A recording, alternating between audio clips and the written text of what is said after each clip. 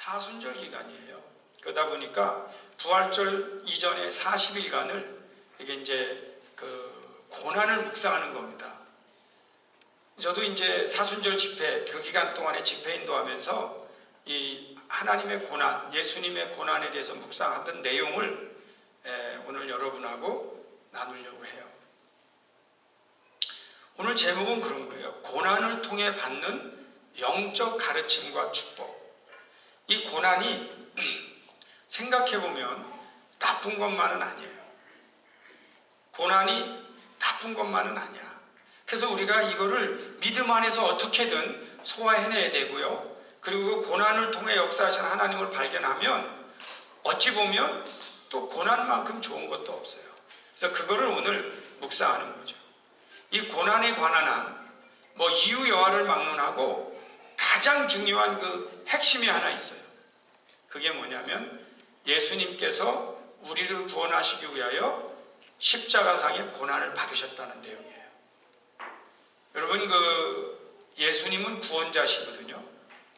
그러니까 구원자이시기 때문에 그분은 반드시 승리하여야 되고 고난 안 받았으면 좋겠어. 그러나 놀랍게도 예수님이 우리 인간이 몸으로 느끼는, 정신으로 느끼는 그 모든 고난을 예수님이 받으셨어요. 그래서 우리가 예수님의 구원이 값진 거예요. 만약에 그런 경험 안 하고 우리가 구원받았다면 예수님의 고난이 우리의 구원이 그렇게 값지지 않을 수가 있어요.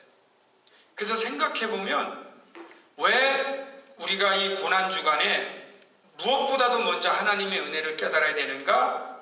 예수님께서 우리 생명을 살리기 위하여 당신이 고난을 받으시고 죽으셨다고 하는 사실이에요. 이 사실은 무엇이라고 설명해도 이것보다 더 큰 고난의 의미는 없어요. 여러분, 이 시간에 무엇보다도 우리를 위하여 죽으신, 그래서 우리의 생명을 이 죄악 가운데 죽을 수밖에 없는 이 인류의 생명을 살려주신 우리의 구세주 하나님의 은혜, 하나님의 섭리, 예수님의 사랑, 여기에 우리 한번 감사하고 감격하고 느끼고 깨닫는 여러분 되시기를 축원합니다. 우리가 보통 이제 교회에서 봉사하잖아요. 봉사할 때 충성스럽게 봉사한다. 교회님은 해야 된다. 이런 여러 가지 의미가 있죠. 그러나 실제로는 왜 교회에서 우리가 봉사하냐면 이미 받은 바 은혜가 너무 커서 봉사를 하는 거예요. 그래서 생각해 보면은 그거에 비하면 지금 내가 하고 있는 게 너무 미약한 거예요. 어떤 때는 제가 가끔 힘들다 그러다가도 예수님의 고난을 생각하면 불평하면 안 돼. 안 하면 불평하면 안 되는 정도가 아니고 네가 나쁜 놈이야. 네가 받은 바 은혜가 그렇게 많은데도 불구하고 거기서 불평하고 여건이 안 됐다고 말한다? 이거는 내가 너무너무 잘못된 거야. 그런 은혜를 받으면 여러분이 가끔 지치다가도 내가 이게 지금 뭔가 잘못 생각하고 있구나. 내가 이거 몰라도 너무 모르는구나. 그러한 마음으로 힘을 얻으시기를 축원합니다. 받은 바 은혜가 너무 커서 감사함으로 하는 거예요. 그게 봉사도 그렇고 또 각종 헌금도 다 그런 거예요. 받은 바 은혜가 너무 커서 예수님이 우리 때문에 그 피를 흘리시고 진짜 물과 피를 다 흘리시고 우리를 구원하신 그 은혜를 생각하면 고통 가운데서도요 감사할 수가 있어요. 그 기억이 나요. 하도 고통스러운 분들 신방 가면 목사님 내가 너무 아프다가도 예수님 십자가 생각하면 감사가 나오고 안 아프다고 오히려 나는 별거 아니라고 그런 고백들을 제가 이렇게 간혹 듣는데 여러분 그거는 사실입니다. 그건 사실이에요. 예수님의 고난을 생각하면 우리가 받는 고난은 정말 아무것도 아니에요. 이거는 너무 잘 살아서 나오는 정말 행복한 비밀이에요. 예수님의 고난을 생각하면 정말 우리는 감사할 것밖에 없는 것입니다. 그런 의미에서 고난주간에 무엇보다도 먼저 예수님의 고난, 그 고난 가운데 우리를 구원하신 하나님의 은혜를 회복할 수 있기를 축원합니다. 그게 용기가 돼요. 그게 용기가 돼. 그런데 가만히 생각해 보면 인간의 삶 속에서 고난은 필연적이에요. 정직하게 살려고 하면, 착하게 살려고 하면 고난은 인간으로서 정직하다는 말이 거짓말하지 않다 그게 아니고 인간답게 그냥 노동하면서 인간으로서 가면 안 쓰고 살려고 하면 고난은 그건 필연적이다. 고난은 피해갈 수가 없는 거예요. 그런데 이게 이제 어떤 문제가 있냐면 이 고난이 이렇게 너무 세면 그 충격이 커요.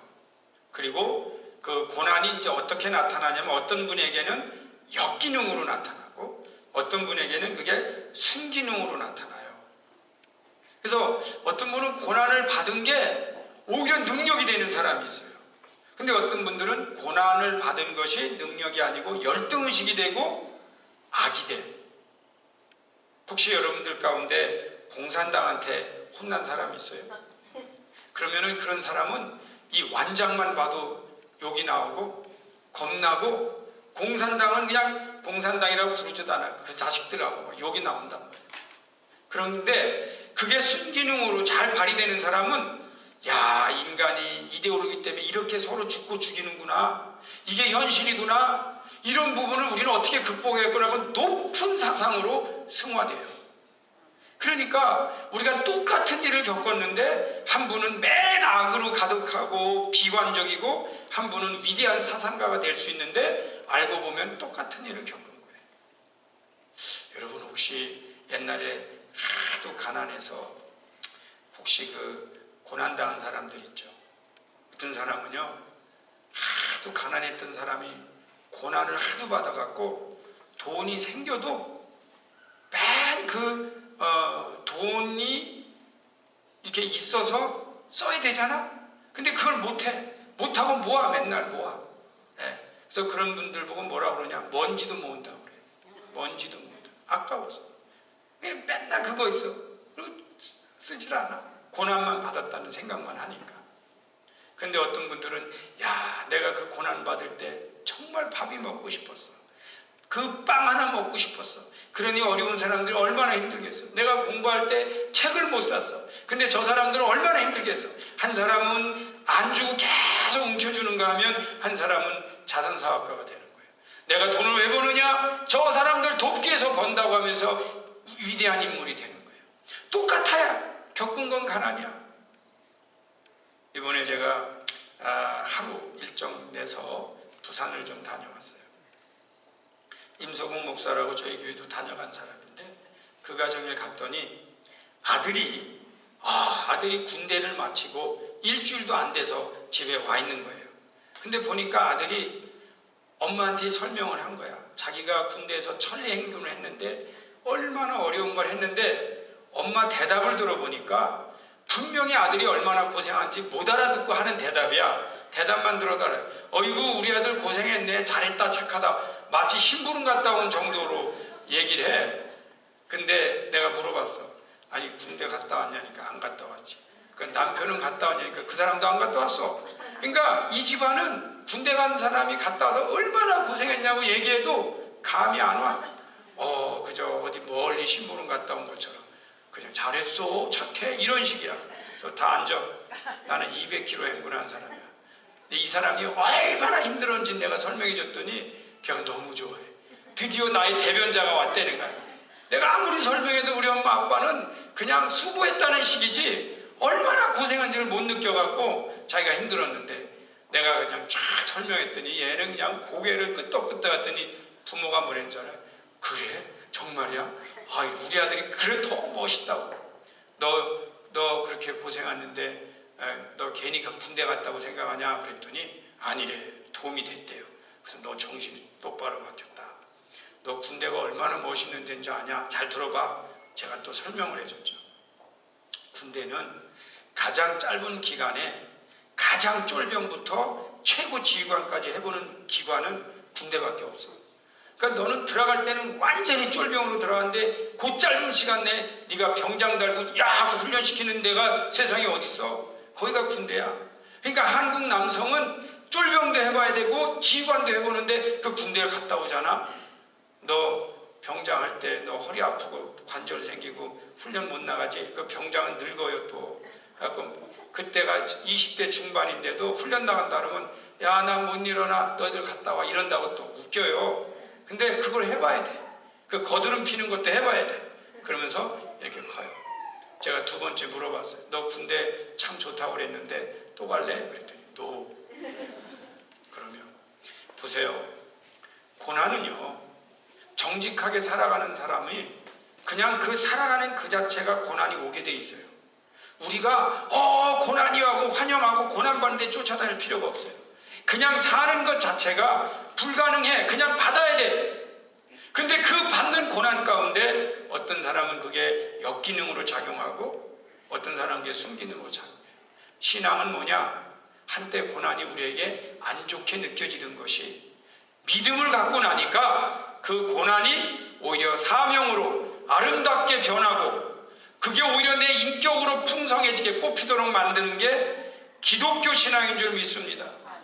그래서 기독교 신앙을 갖고 나면 자기가 고난당한 적은 있어도 원수 갚듯이 사람들을 원망하고 불평하는 일은 예수 믿는 사람에게는 없어지고 위대한 사상가, 위대한 신앙인, 놀라운 인격자 그 변화가 일어나요. 그래서 고난받는 얘기를 하면 오히려 다른 사람이 위로받고 위로자로 변화가 되는 것이 기독교예요. 네. 제가 이번에 한국 가서 사실은 본 게 참 돌아다니면서 보지만 별것도 아니지만 또 기억에 남는 게 있어요. 그게 그 최순실 빌딩을 보고 왔네요. 그래서 지나가는데 목사님 저기 최순실 빌딩이래. 봤더니 뭐 한 4, 5층 되나? 보니까 TV에 나오던 그 빌딩이더라고. 그래서 야 내가 그 최순실 빌딩 봤다. 그때 누가 밥 먹으러 오라고 그래요. 그래서 제가 밥 먹으러 갔어요. 그랬더니 또 그 집은 또 특이해. 목사님 난 또 아파트 치고 그렇게 넓은 아파트 처음 봤어요. 목사님 내가 여기 사고 와보니까 최순실이가 살던 데래 또. 내가 이번에 한국 가서 최순실하고 친하게 지내다 와갖고 하도 친해갖고요 경찰한테 붙들 걸 갔더라니까. 거기서 밥 먹고 말이야. 그러고 왔어. 근데 그 동네는 다 잘 사는 사람들이에요. 그런데 제가 이제 설교를 열심히 했는데 다 은혜를 받았대. 그래서 내가 또 물어봤어요. 무슨 내용을 가지고 당신들이 은혜 받았냐 그랬더니 목사님 그 고생하던 얘기 듣고 은혜 받았대. 그 참 특이하대. 자긴 잘 살면서 말이야 왜 남 고생한 얘기 갖고 그렇게 은혜를 받아? 그래서 뭐 그거 갖고 그렇게 은혜 받냐고 또 그랬더니 그분들이 그러는 거예요. 목사님 사실 이 동네가 이렇게 말하면 다 억걱 소리 나는 사람들 살지만 지금 다 고생이래. 돈 많은 사람도 고생하나 봐. 난 또 특이해. 근데 가만히 그 사람들 얘기하는 거 들어보니까 내가 오히려 행복하다고 느껴져요. 왜냐하면 이 큰 것들이 무너지면 워낙 상처가 큰데 우린 또 무너져봐야 그렇게 큰 상처 당하는 건물도 없고 그러니까 괜찮아. 그런데 그냥 그 내용들은 다 그냥 대단해. 그런데 보면 여러분 우리가 하나 깨달아야 될 게 있어요. 이 세상에 고생 안 하며 사는 사람은 없다는 거예요. 없어요. 겉보기에 안 하는 것 같을 뿐이지 다 고생하는 거예요. 살아있는 것 자체가 어떤 데는 고생이야. 다만 그 고난이 어떤 사람에게는 역기능, 안 좋게 발달하고 어떤 분에게는 그게 좋게 발달하는 거예요. 예수 믿는다는 건 그것이 좋게 발달하도록 하나님의 은혜를 체험해서 그것이 더 좋게 발달하는 역사가 일어나는 것이 예수 믿는 것인 줄 믿습니다. 그래서 예수 믿는 분들은요 잘 되고 나서 어려운 사람 무시하는 거 아니에요. 예수 믿는 사람들은 그들에 대한 긍휼이 있어야 되는 거예요. 그게 이제 예수 믿는데 나타나는 거죠. 세 번째로 제가 가만히 보니까 이 고난이 뭐 어떤 그 능력이 있냐면 왜 편안함과 성공이 가르쳐주지 못하는 가르침을 고난은 가르쳐줘요. 아멘. 네. 보통요 목회도 크게 한 분들의 이야기 속에는 실패 경험이 있어요. 네. 근데 보면 다 고생들을 했어요. 근데 이 떨어지는 거 있지 않습니까? 이렇게 시험 봤다 떨어지는 거, 실패하는 거, 누구한테 혼난 거, 또 이렇게 끌려가서 막 고생한 거, 돈 없어서 고생한 거, 이 모든 것들이 가만히 보면 가지고 있는 거, 성공이나 이 부가 가르칠 수 없는 엄청난 가르침들을 줘요. 그러다 보니까 가르침이 어떻게 되느냐? 한쪽으로 편중된 게 아니고 어려움 당하고 고난 당해 본 사람들은 이 바닥과 위를 아는 이 탄력이 생깁니다. 여러분 미안한데요, 이게 안 생긴 사람이 지도자가 되면 안 돼요. 네. 이게 안 생긴 사람이 목사가 돼도 안 돼. 왜냐하면 내가 부한데만 살다가 목사가 되면 이쪽을 이해 못해.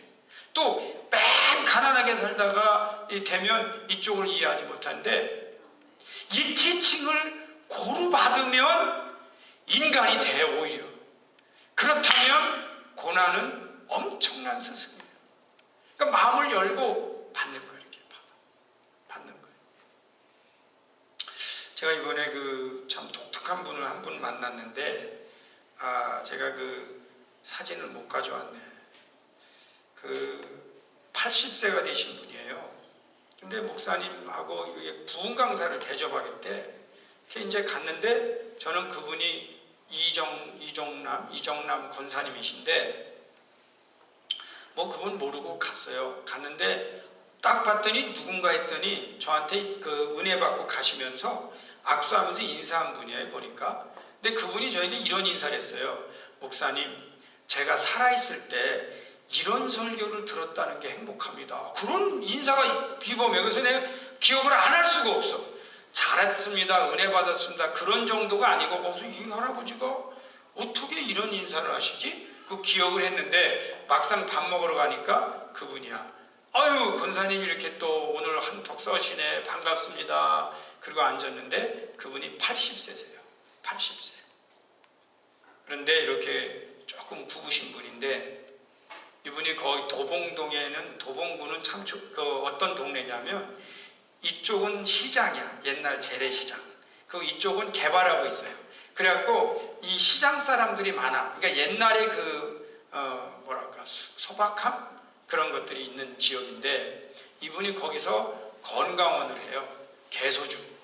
그래서 나보고 개소주를 해주겠대. 그래서 내가 개소주가 몇 도냐고 그랬더니, 아니 목사님, 개소주는 소주가 아니래. 왜 개소주라고 그러냐 그랬더니, 개를 어떻게 요리해갖고 옛날에 소주 뽑는 방법같이 이걸 하기 때문에 개소주지 이게 소주가 아니래. 그럼 제가 먹죠. 이렇게 이제 대답을 했는데, 그분이 그러는 거예요. 목사님, 지금 집회하고 목소리 쉬고 모습을 보니까 앞으로는 한국 나오면 그날 나 한국 나왔다고 전화만 해주면 자기가 그거를 해드리겠다고. 여러분, 말씀만이라도 고맙지 않아요? 근데 그분은 진심이에요. 그 말을 하면서 눈물이 글썽글썽하더라고요. 그러니까 진심이야. 물론 제가 연락은 안 하겠죠. 근데 그만큼 목회자들을 섬기고 교회를 하려고 하는데 굽었는데, 그때 목사님이 그분을 칭찬하면서 한마디 하시는데, 이분이 사실은 건강원을 30년을 했고 그거 하면서 얼마나 피곤해요. 그런데 남는 시간을 그 시장을 돌아다니면서 폐지를 주워서 1년에 1,000만 원을 만들어요. 10,000불. 그걸 가지고 어려운 교회 선교하는데 다 쓴다는 거야. 그래서 내가 참, 이분이 폐지를 줍는 것만 가지고 존경이 아니고 그 일을 하는데, 그래서 우리가 다 이구동성으로, 그 아들 며느리도 그날 같이 왔는데, 아버님도 좀 제발 쉬셨으면 좋겠다고 하더라고요. 근데 이분이 그걸 지금까지 해서 제가 안 물어볼 수가 없어요. 그래서 권사님은 그걸 왜 하십니까? 그랬더니 이분이 그런 말씀 하시더라고요. 자기가 10대 중반쯤인 것 같은데 병에 걸려갖고 죽을 뻔했다는 거야. 그때 하나님 앞에 기도를 한 거예요. 하나님, 나를 고쳐주시면 제가 이렇게 하나님 평생 일하겠다고. 그렇게 하나님 앞에 서약을 했는데 이 먹고 사는 게 너무 힘드니까 나이가 들은 거예요.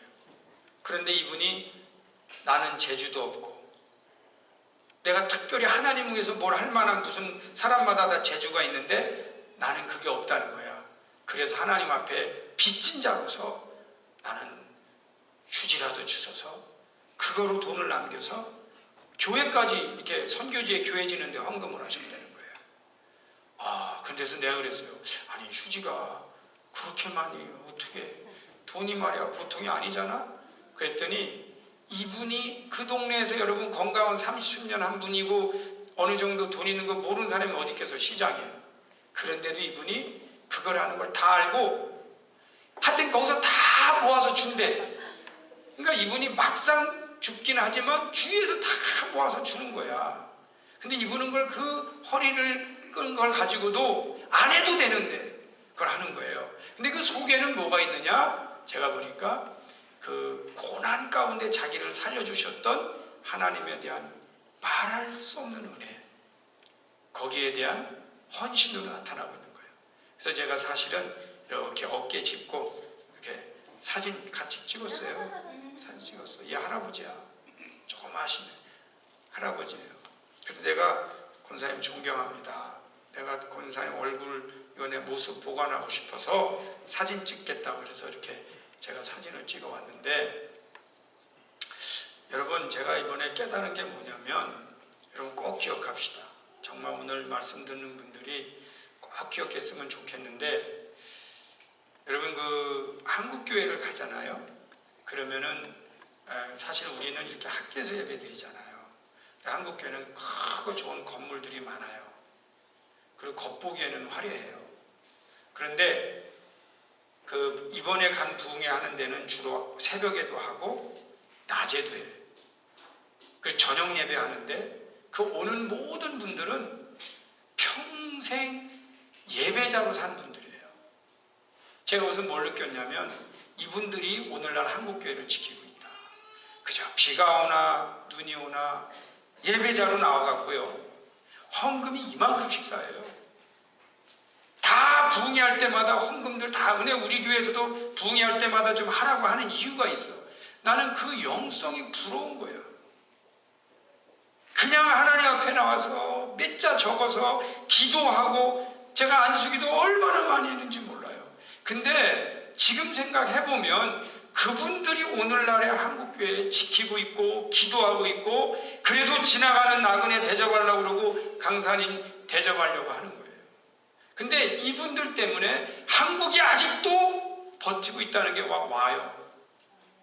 아멘 좀 해봐요. 흥미로운 거 사실 하나 가르쳐 드릴게요.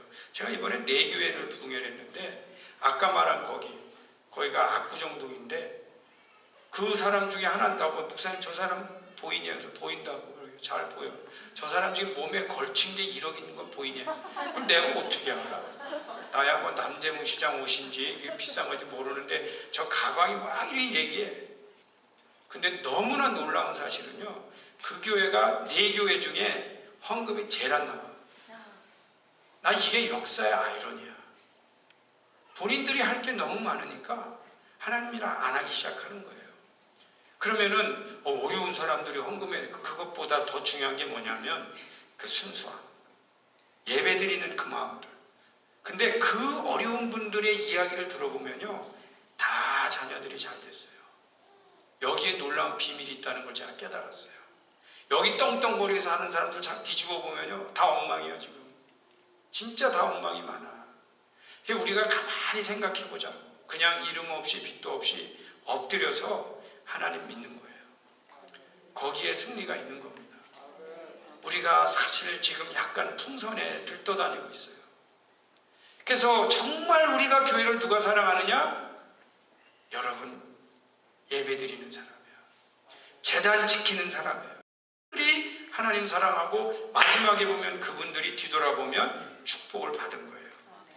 거기까지 우리가 도달하지 않고 다 폼잡고 이거 흉내낼 필요도 없다. 난 그래서 이번에 집회 인도하면서도 내가 은혜를 많이 받았고 눈물이 많이 나더라고. 그분들이 사랑하는 마음이 막 솟아나는 거예요. 힘내라 그러고. 다 보면은 남노하지만 기도하는 용사들이에요. 하늘의 별들과 같았어요. 그분들 보고 다 물어보세요. 다 그 어려운 보릿고개 뚫고 그 어려운 것 뚫고 오늘날까지 여기 와서 주의 제단을 지키는 분들이에요. 나는 우리 교회에 그런 분들이 더 많아지기를 축원합니다. 마지막으로 제가 고난 하나를 더 묵상했는데 그게 내용이 뭐냐면 고난은 꽤 길다 이런 걸 느꼈어요. 살아보니까 고난이 빨리 안 끝나. 이게 문제예요. 고난 중에 제일 빨리 끝나는 게 선생님한테 매 맞는 거예요. 몇 대 맞으면 끝나요. 안 그래? 제일 먼저 맞는 게 속 편해. 근데 이 고난이요 빨리 끝나지 않아요. 어느 정도나 오래 가냐면 어떤 경우는 어떤 분은 죽을 때까지 따라와. 나는 이제 고난 벗었다 할 날이 오기 전에 우리가 죽음을 맞이할 수도 있어요. 고난은 참 길어요. 그런데 역시 되돌아봐서 생각하니까 뭘 깨닫냐면 고난이 있기 때문에 기도를 하는 거예요. 아, 고난은 우리로 하여금 기도하게 만드는구나. 바울은요 지병이 있었어요. 그걸 크로니컬 디지즈라고 그래. 원래 지병 늘 따라다니는 거잖아요. 근데 그 지병이 있을 때 바울도 참 불편했어요. 왜냐하면 내가 기도하면 남은 고치는데 자기는 병이 있으니까. 그래서 하나님 앞에 다른 것 같으면 모르는데 이거는 자기 병이라 3번이나 기도했어요. 하나님, 나는 남 기도해줘 고치는데 내가 못 고치면 사람들이 그 자기 먹고 이런 말 들을 것 같은데 고쳐주세요. 한 번 갖고 안 고쳐졌어. 그러니까 또 가서 고쳐. 말이 3번이지 일정한 기간이 있었을 거라고. 그런데도 그때 바울이 받은 은혜가 뭐냐면 내 은혜가 되게 족하다. 그때 바울이 뭐라고 고백하세요? 나의 연약함으로 온전케 하시는 하나님. 내가 연약하기 때문에 오히려 내가 온전하다는 게 뭐냐면 내가 자고하고 이제 다 낫다 그러면 막 이렇게 아나무인격으로 사역하지 않고 겸손하게 내 병을 가지고도 환자를 위해 기도할 수 있는 것은 그래야 하나님의 은혜가 온전하게 전해진단 말이죠. 아름답게 전해진단 말이죠. 그래서 바울이 뭐라고 말해요? 내 약함이 오히려 온전함은 내가 오히려 약한 것이 온전해지는 것은 하나님의 은혜다. 할렐루야. 결국 고난이 뭘까? 저도 이렇게 목회하면서 각종 이런 어려움이 있잖아요. 언제 우리가 이 예배당을 짓는가?